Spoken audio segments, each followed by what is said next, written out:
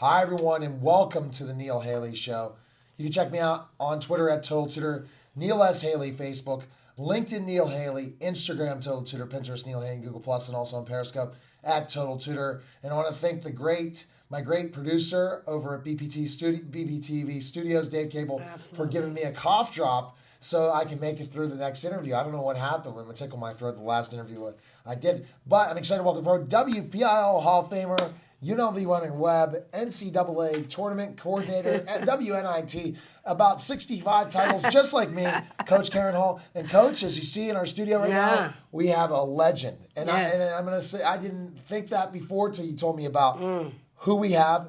Give the title, because that's the thing. College Football Hall of Famer, Heisman Trophy runner-up, to the national championship game against Notre Dame. Go ahead and introduce who we have. We have the one and the only Major Harris, Pittsburgh native, West Virginia University football star standout. Welcome to the show, part 2 of Major Harris. How are you? I'm doing all right. Thanks for inviting me. Yeah, good to have you here. We're just going to have a lot of fun. Conversation on the phone went great, but we got you in the studio. So we want to jump off right now, Neil, because 30 minutes is quick. No, it's quick. It's because Major has such great, interesting insights. And when I think about to review people for this is definitely part 2. Just like we had a great one with the legendary Jason Matthews. Let's think about things before we go right into Major. Just the background. We talked about his days at Brashear High School. Yep. We talked about why he chose West Virginia over Pitt because again, Pitt's program was not looking in the right direction as much as West Virginia. He saw a lot of great opportunities. We talked about how he waited for his chance, being redshirted, and went right into the play. But my question is, that amazing, magical season. Think of that magical season.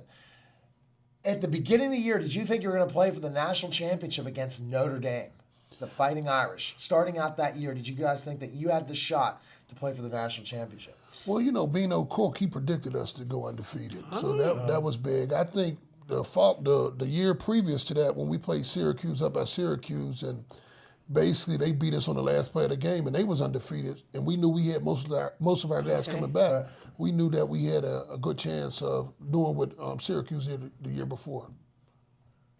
Definitely. And so, Major, going through that process of the season, you had some big games. What do you think, as a leader, you were able to tell your team, saying, this is our year, guys? What kind of insight did you give your players to say, okay, especially the offense and being a leader that you were, how we can do this? We can make West Virginia look like the powerhouses of some of these great college football teams of yours. What did you kind of advice did you offer or motivation you give your teammates? Well, I didn't really have to give advice. Everybody knew. When you on a team and you're pretty good, you really don't got to say much. You just go out and do it. And I think that, like I said, the year before, the way we came on strong at the end, everybody knew that we had a good team. And then, like I said, Beano Cook, he seen what was going on, and he predicted us to, go undefeated. So we all knew going into the season that we had a pretty good team. We just didn't want to stumble along the way and lose a game. So how do you, I understand that, you're pretty good. You got everybody back. The chances of doing some great things are looking pretty good for you. So how do you navigate through that kind of year? Because you all got the look in your eyes, like, and you're shaking your head. We know seasons are good. You're winning games early. How do you navigate through that so you don't stumble? I think you got to take it one game at a time. And I think a lot of times the way your schedule is set up can help you. Because if you play a powerhouse team and say you beat them, then you face another one, it can be a little tough because you might be dealing with injuries and stuff like that. So I think schedule play a big part in it. And that's why I'm so impressed with the SEC school when they go undefeated like Alabama, because game after game they facing a team that can beat them. Right. And I think our schedule was in our favor. I think another thing was we had a lot of veteran players. Right. Our starting offensive line was all 5 seniors. So when you got 5 linemen that seniors going up against guys that might be sophomore, juniors, even freshmen, they got that advantage over them. So I think we just had a lot of things in our favor going into that year. Now your offense. For our listeners out there, tell how the West Virginia offense was run. Again, it's about you got the ball. We didn't know where the ball ended up after you got it. You either be throwing it, you would be running the option, all those different things. Explain to them specifically how it was so hard to prepare for you guys. Well, yeah, because I as an offense, we can do it all. Right. You know what I mean? If we want to run an option, and I'm just surprised more teams don't run an option as much. I always say, well, Army, Navy, Air Force, it seemed like they're the smart guys. Yeah. You know what I mean? Because they kept that into their Exactly. into their offensive system. Most teams, or I think Georgia Tech run it. It's hard to prepare for an option team because if you try to overload one side, you can run an option to the opposite side. So I'm just surprised more teams got away from it. But as far as our team, I think one thing that really helped us to be a great team is when we got Reggie Rimbert in from junior college, 6'5" wide receiver. I think he was a guy that they had to really focus on a lot because of his size and speed. So at that time, like that kind of size wasn't like it is today. Like that was sort of the unusual. Would you say like having that kind of size on your team? Yeah, it definitely. You really didn't run into it that much back then, but now I mean that's commonplace. A guy 6'5" that can run. So when we added him on the team, we already had decent receivers, and we had some great backs. But he really put our receiving core over the top because, in a sense, I guess what they say now, he could take the top off of defense. Okay, got it. So then they decide 9 men in the box, 10 men in the box, then you got them, right? Because you're looking to try, they think you're going to run, and then you just throw it. Well, Reggie made that difference because if without Reggie, they probably can do that. But with Reggie, you know what I mean? Now you got to kind of play a little bit more honest because, like I was just saying, he's a guy that can take the top off of defense. Exactly. So he kept them honest because, like, whenever we see him cheating down, then we're audible to something, take them deep with him. But not only him, but there you are. You're in the pocket. You're strong, you can pass, and you're mobile. So you have a receiver who's a force, and then you have a quarterback that they, like, okay, what is he going to do? I mean, so there's a lot of tangibles that you guys are arming yourself with coming into games that other teams have to prepare for.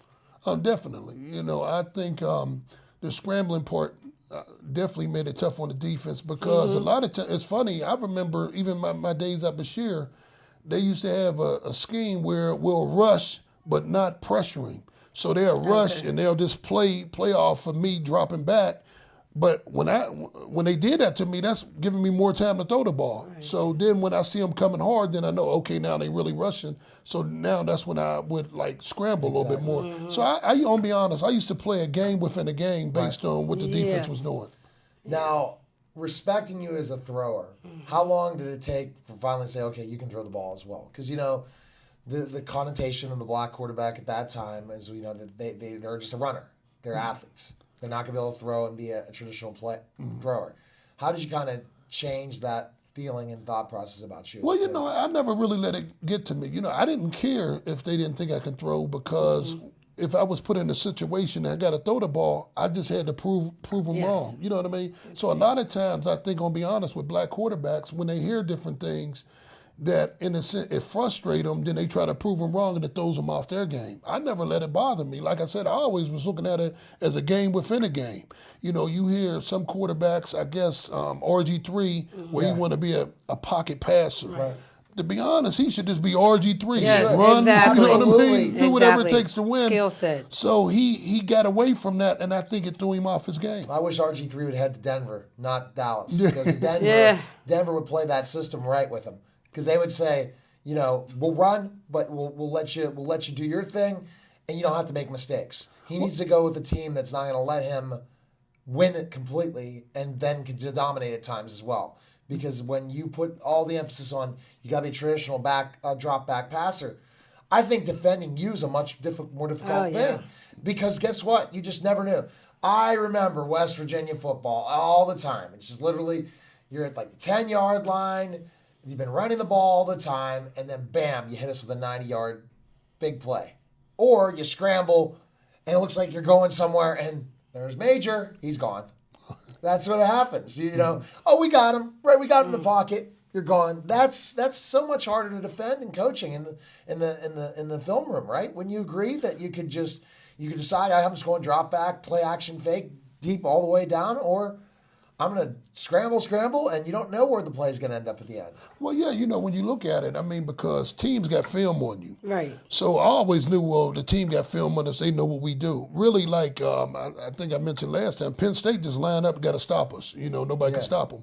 So I always looked at it, like I said, a game within a game. So a lot of times when we have a play, I drop back, the guy might be covered, Exactly. then I might go into a scramble mode. So now going into the scramble mode, that's something they couldn't prepare Right. for. Now then the next play, I go, okay, I'm throwing to this receiver, so I'm throwing to Exactly. it. So I'm keeping the defense off balance by playing the game within the game. Right. So my thing is, to me, the intensity of your throws, that's like the shooter in basketball to me, just a prolific scorer. How do you develop that? Is that a natural development of your arm, the rotation? Is that something that they taught? How that strength, that power as a quarterback? A lot of times it's body position in the pocket. Okay. You know what I mean? Like if you turn it from one side to the other, you got to turn your body. You got to be. A lot of the great quarterbacks, they just had that naturally. Okay. Some guys, they got to develop it. Right. And it's just basically just knowing where you at in the pocket and how to turn and different things like that. And I think more, I guess, quarterback coaches is getting to that point where they try to mold guys. And you even see it in the combines where they run by the guy and hit the guy on the shoulder or something like that because they trying to get them pocket awareness. Now, thinking about the West Virginia fans, which is a Pitt fan, it's amazing. You're killing playing them West today. Virginia, isn't it? I mean, just the fans and how crazy they are about Mountaineer football. Well, definitely, being that we don't got a NFL team, you know what I mean? You're like a rock star yeah, at that time. Yeah, to be honest. And I think, to be honest, like even when we go back, like former players, we go back, Right. we go back. I'm be honest, like kind of like a rock star. Whereas with Pitt players, they come back, but they competing with Steelers. Yeah. You know what I Yeah, mean? So it's a little different. But where if you got a Pitt player that go on to play for the Steelers, now you a big time rock star. Yeah. Then you know what I mean? But so, like, what would you say the crowd atmosphere at West Virginia games? How crazy it was, and just the way that you had that home field advantage, definitely every game with how your fans and how raucous they are, and so loyal in a way for their team. Well, one thing I will say, when I played, it was really hard to grasp that because you playing. After the game, you in the locker room getting ready to go home. But then when I went back to school to finish up and I was on campus as a student, I got to experience that tailgating and things like that when they went undefeated in '94. And I ain't gonna lie, I had a ball and I was excited the night before the game to go tailgate, to watch the game, and I never really understood that until I went back to school and actually was a student and went to the game. I had just as much fun, tailgating and stuff like that, hanging out before the games and things like that, as when I played. You have an entire state, West Virginia, that just loves you. And then that's the interesting thing when you get that after the College Football Hall of Fame and all that stuff. So when we get back, more Neil Haley show with College Football Hall of Famer and Heisman Trophy runner-up, West Virginia legend, Major Harris. I'm with Coach Karen Hall. You're watching the Neil Haley Show, and we'll be back in just a moment.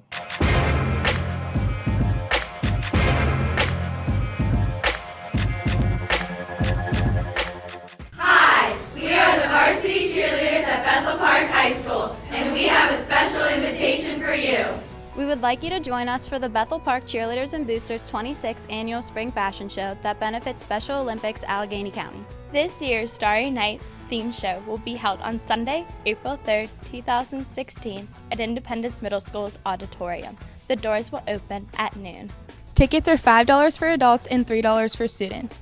Due to the incredible support of the community for this annual event, all organizers and participants are volunteers, enabling all proceeds to go directly to this very worthwhile charity. Last year, the fashion show culminated in a donation of more than $8,000, raising the BPCBA's total donation from the past 2 decades to more than $177,100. Your support on behalf of this very important cause will help to raise money to enrich the lives of Special Olympic athletes throughout Allegheny County. Through your support, these very special athletes will be given opportunities to train in 14 different sports and compete in 22 tournaments throughout the year. Each year, we invite an ambassador to participate in this exciting charitable event. This year, we have 2 special guests. We are pleased to introduce our 2016 Special Olympic athletes. Here is Andy and Ellie. Both Andy and Ellie live in Bethel Park and are a part of our community and schools. They always had wonderful afternoon planned with fashions and many local retailers. Please come to our fashion show and watch us. Please support Special Olympics of Allegheny County and my fellow athletes. There's also a fabulous basket auction and light refreshments. Our primary source of fundraising comes from the basket auction segment of the show, where the baskets are comprised of items donated by local businesses. We hope to see you at the 26th Annual Bethel Park Cheerleaders and Boosters Fashion Show benefiting Special Olympics Allegheny County on Sunday, April 3rd, commencing at 1 p.m. at Independence Middle School. For tickets, please see any Bethel Park cheerleader or call 412-292-4013. Please support Special Olympics. Come see us. Go Hawks!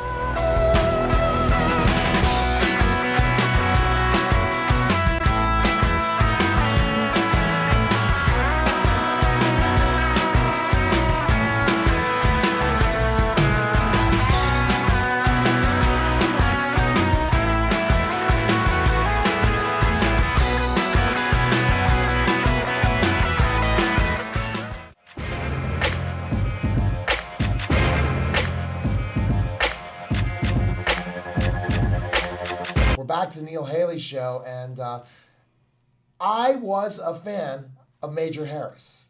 I was a fan of West Virginia, and that team. For some reason, Pitt was terrible that year, right? I think they weren't that good. So in the year that you guys went to the national championship, they were okay. They were not the program as was dropping, but it was exciting to that year for Pittsburgh to take on that West Virginia. Cheering for West Virginia, because anytime you get to that point of a national championship game, how Pittsburgh was buzzing about West Virginia as well. Wouldn't you agree, Major? Yeah, I think one thing, you got a lot of guys from the Pittsburgh and the surrounding area that went to West Virginia. So I think more people from Pittsburgh begin to like, oh, okay, yeah, well, West Virginia, that's a pretty good team and probably can root for them if they ain't playing Pitt or Penn State. Mm-hmm. So that's the one thing that I really seen. And to be honest, driving around up in Pittsburgh now, I see a lot of flying WV stickers everywhere. Well, I mean, you're a native, so did you have any guys from Brashear come down to WVU during your time? Did you play with any of your high school teammates down there? Well, Milton Redwine. Yeah. He went to Brashear. He went to Miami first and transferred to West Virginia. He was the first. Then, I ended up, coming after him, Mike Booth, Rasheed Marshall. We had a lot of guys from West Virginia. I mean, from Pittsburgh, Brashear, and from the City League that go on and play down West Virginia. Were any of those guys on the same team during your era with you? Yeah, Mike Booth. He was a little younger than me. But, yeah, he was there when I was there. Matter of fact, Booth was there my junior year, but he wasn't there for the national championship game. But then when I went back to finish up, he was there when they was undefeated. Now, did you have your little rowdy section from Pittsburgh? I mean, Neil's talking about these fans down at WVU. You're a Pittsburgh guy. It's just an hour drive down 79, I believe it is. So did you have your little section, Major Harris signs up there? Well, I guess my family, you know what I mean? But when you play, you really ain't getting caught up in that. Right. Now, maybe if I seen highlights, oh, man, I got people up in the stands with a picture or something like that. That's something different. Okay. But when you actually playing, you really don't get caught up in, who's up in the stands and what kind of signs they got and stuff like that. But you had support. You had support coming from Pittsburgh to I would say, yeah. Good. So also, Major, thinking about leading up to the national championship game, you guys you had to look at rankings every week, right? Because again, the way it would work is basically to play in that night, there's no playoff at that time. So you have to hope you're either 1 or 2 going into the national championship game. So that's the challenge. Stay undefeated and make sure that you don't drop in the polls, right? Because at times those other bigger schools, meaning in the SEC or whoever's really, really good, could with even one loss, drop you out of the national championship game. Was that something you guys were thinking about during the year? Or yeah, that definitely played a part in it. But I think going into the year, we was a top 10 team anyway. Right. Mm-hmm. So we knew if we did our part, that in a sense we might be there. You know what I mean? Or we'd be close. And you're right though. With the playoff system now, it's a little bit different. But you're right. You can start off the 20th overall team, go undefeated, and still be shut out. You know what I mean? But we started out, I think, as a top 10 team. And, you know what I mean, as the season went on, we just kept moving up. And getting the opportunity, that game, preparation, you're in the national championship game. Take us back to that, I guess, that day and the the whole process of the preparation and practice for that week leading into playing Notre Dame? You know, the thing about it, you try not to get caught up in it. You try to treat it like another game, even though it's not. And, I mean, I remember we were staying in a hotel, then they had to move us out of the hotel because, you know, there was so many parties going on that week, you know what I mean, the game. You know, looking back on it, I'll be honest, it was almost like a blur. I remember running out before the game, and then I think I must have got knocked out. I don't remember nothing else. I doubt it with the way you scrambled back there. I doubt it. I mean, but to think of it, I mean, here you are years later to be able to talk about a national championship. Not many athletes in our sports get that opportunity. What is that like to you now? Being a runner-up national. Well, you can appreciate it more years later when you look back on it. Like, man, we played for the national championship. Man, I was up for the Heisman. You know, things like that. But when you're going through it, it's just almost like the next stepping stone. It's like that's not your ultimate goal. So you stepping, but you continue to step, and you can't appreciate it as much. It's like running track when you're on the last leg. You ain't thinking about, you thinking about, you know what I mean, the finish line. Right. But then once you finish and you look back on it, like, man, I did this and did that. So it's hard to appreciate it when you're going through it. But then when it's over and you look back on it, you can appreciate it more. The game, I don't want you to take you back to that because you have to remind me about what was did you guys have a shot at this game? What was the final score? I forgot about it against Notre Dame. I think they beat us like 31 or 34 to 21. What had happened, we got and no excuse, you know, I got to give them the credit. They beat us, you know what I mean? We got a lot of guys hurt early in the game. You know, I even got hurt. But not taking that away from them, even if we didn't get hurt, they probably still would have beat us. But they had a good team, and I got to give them credit. They were good. Who were the stars on Notre Dame at that time that we can remember? Rocket Ismail. It was so many of them. A lot of them went pro. Ricky Waters. Yeah. Okay. Tony Rice. Wow, those are heavy names. They had a really good team. Yeah, well, and Lou Holtz is the coach. Yeah, so there you go. You have legendary. Yeah, definitely. Speaking of legendary Coach Holtz, I mean, so you're playing in the national championship. You're playing Notre Dame. The aura just behind Coach Holtz alone. I mean, to be able to have, they beat you, unfortunately, but you played against a legendary coach. Just same like Joe Paterno. You played for these coaches who were bigger than life's bread on their own campuses and nationwide. What was that like to be able to compete against his teams? Well, you know, one thing I always say when I bring up, like, I guess monumental moments in my career. Okay. As far as coaching, Coach Paterno come to mind first because, you know, all-time winningest coach in college football. Somebody being from Pittsburgh used to, you know, watch him on TV all the time. And, to me, he was the best that ever did it. You know, then you have a guy like Lou Holtz. You know, I heard a little bit about it, but didn't know too much about him until the season went on. We knew he was going to play Notre Dame. He was a great coach. And I always say, I always looked at it, a coach that I can feel his presence out on the field, to me, is a good coach. Okay. Frank Beamer was like that at Virginia Tech, where you got some coaches where you can just sense that what they trying to do to stop you out on the field. You know what I mean? And that's how I kind of look at a great coach, where you can actually feel their presence out on the field. Nice. So another major thing that year, major, is the Heisman Trophy, getting to be the runner-up. To explain to specifically once you knew that you were one of the finalists, and to be able to go to New York City and be a part of that process. Well, you know, as the season go on, you know, you up for the Heisman. I remember our athletic department, they had postcards they were sending out to all the voters, you know, the guys who got the votes and stuff like that. So as the season wound down, they start to wind down on, you know, who's in the top 5 or whatever. So when they told me that I was going to get invited, you know, I was excited. You know what I mean? Especially my sophomore year. Now here it is, we playing for the national championship, and I'm getting invited up to the Heisman. So, you know, I was kind of pumped up about it.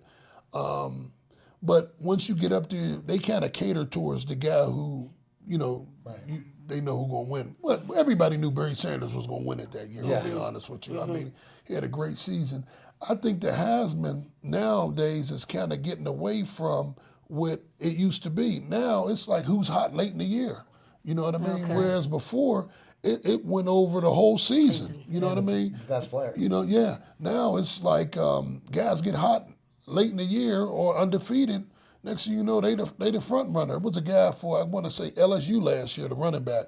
He started out first 4 or 5 games, 200 yards rushing, and then he wasn't even a finalist for it. And, you know, he still had a great year. So it's kind of getting away from what it used to be. So I really don't know what to say about that. And the Downtown Athletic Club and that experience is something that is unbelievable, isn't it? Yeah, definitely. You know what I mean? It's definitely something, when I look back on my career, it's a highlight. You know what I mean? National championship, up for the Heisman, you know, getting inducted in the Hall of Fame. That was probably the 3 biggest things, and the Playboy All-American thing, you know, being a Playboy. That was probably the 4 biggest highlights of my career. So after the Heisman, how close was that College Hall of Fame invitation or voting? Well, it was years later. Okay. You know, I'll be honest, when they called me about I got inducted, I was surprised because I always thought that most guys that get inducted in College Football Hall of Fame, they probably had a decent pro career. You know what I mean? And I really didn't have that. So when it was a sweeter reward for me because, you know, I really, after my college days, I really ain't do nothing, to be honest. So do you have a bust of Major Harris in there? Oh, no. Well, you get a well, I think down at the College Hall of Fame, Football Hall of Fame. Yeah, I think they have something. Right. You know, I think I've seen him. I thought I was Godzilla, like Godzilla. No, but I think you do have a little statue or something like that down there. Excellent. Awesome. Well, I mean, in that experience, so you get the call, and how many people in the College Football Hall of Fame from West Virginia?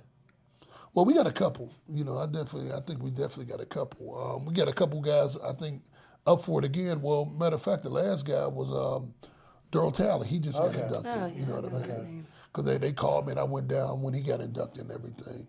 So, you know, I think as a football program, I think we're coming on lately as far as, you know, with players like it's going to pros and guys getting recognition of being even nominated for the Hall of Fame. So that's fantastic. Good. And so you make it to West Virginia games a few times a year, don't you? Yeah, I try to make it to all the big games. All the big games. Yeah. So time is getting close, but what about coaching? I know you did a little bit of coaching. You got all this football knowledge over here. Yeah. And any thoughts of coaching in the future? Well, I'll be honest, growing up, my goal was always to play football or play basketball. I never seen myself getting old. You know what I mean? Then when you get older, it's like you go through a transition period of what you want to do next. My big thing now is fantasy football and golfing. That's my big thing now. Okay, that's all right. Okay, good. well, that was Major Harris, and thank you again for coming here, and that was awesome. Good job, thank you. Exactly, and questions or comments, you can tweet me at Total Tutor with things about Major Harris. I know the West Virginia, we'll get that out there to the West Virginia alums for sure, and Major, tremendous story, tremendous what you were able to do, and you still always being a Mountaineer, I'm sure, for your West Virginia. And every time you go back, for sure, people remember those experiences and those unbelievable games, for sure. He'll be the rock star on campus. No. He is the rock star. He is the rock star. And probably, I remember those Pitt games where just, Major's gone. It's just that his Pitt tries to get him, and that's it. So thanks again for watching the Neil Haley Show. You can check me out at Total Tutor, Neil S. Haley, Facebook, LinkedIn, Neil Haley, Instagram, Total Tutor, Pinterest, Neil Haley, Google+. All the different places, and hope to have big announcements very, very soon. And who knows who Coach Hall's bringing back next. You just never know. So you stay tuned. All my different social media outlets. So take care, guys, and we'll see you next week.